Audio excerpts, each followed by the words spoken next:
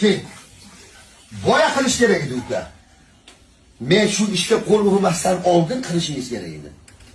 Endi men qildim, qo'y ber. Bu sunnatni shunday go'zal ishni o'zim qilib olay. O'tir joyingga gap bor. Ustoz qaytarmang. Joyingga o'tiring.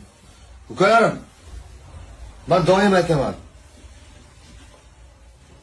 Uyda idish yuvsiz qolib ketsa, barakani qochiradi. Bu bir. Uyingda idish yuvsiz qolib ketyapti. To'g'ri, u ayollarni, xotinini, ayolni kelinlarni qiladigan ishi bu. Lekin kelinlar nima bilandir band, bola bilan band. Lekin nimadir ish bilan band. 2 soatsiz yuvilmay qolib ketishi mumkin idish. Lekin 2 soatdan keyin yuviladi baribir. Qiladi ayollarimiz. Lekin 2 soat yuvsiz idish qolib ketishiga 2 soatga rozi bo'lasizlar bu ko'rib?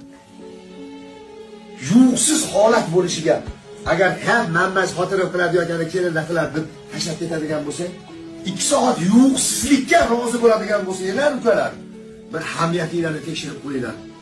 2 soat yuvsizlikka rozi bo'lgan odam 2 soatdan oshiq boshqa narsalarga ham rozi bo'ladi. Mana bu hamiyat shuni pazolat qiladigan bo'lib qoladi.